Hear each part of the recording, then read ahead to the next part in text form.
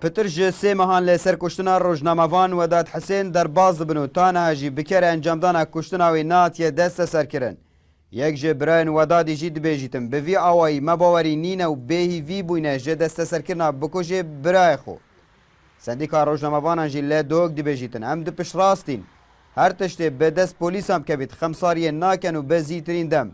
Ew kese dê deste serkirin.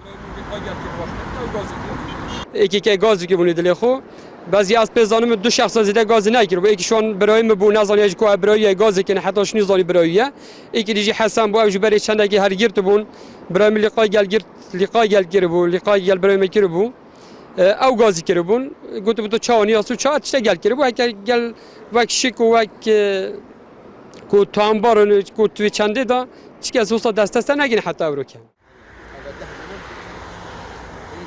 برای هیامه که جام گلواری اشتبین پلیس دهوک جیک یعنی خمساری نکردن آواجی گرینشته که پیک و میکرین بس تشتكت ملموسة فين أوا يعني شين بس كسا بقرن وبينهم قدن أبانا بس هكذا أو ندرك كافت يعني أوجي قلنا هيك بوان كسا مش برند بوليس هدوك خمساري ناكن أسبش راستم تشتكي بدأ سيواب كافت دي إعلان كان دي آجاه درام كان أو أم وابيك ودي إعلان كان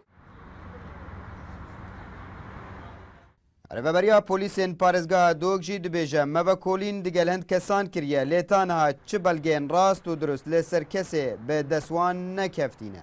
Keysa rojnamevan Wedat Hesên hêjda qona vekolînê de û vekolîn gelek welatiyan hatiye kirin belê heta nû keç delîl ser kesê nebûyne ku îzbat bibîtin ku evî kesiyê kuştî hêjda diyar nebûye.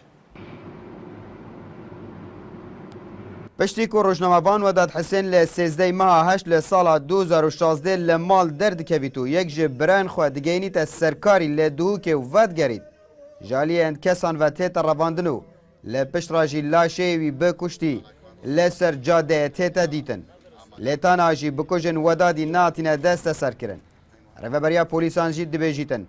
Taniha jî vekolîn di berdewamin. Abdusamat Rêkanî, NRT. Duhok.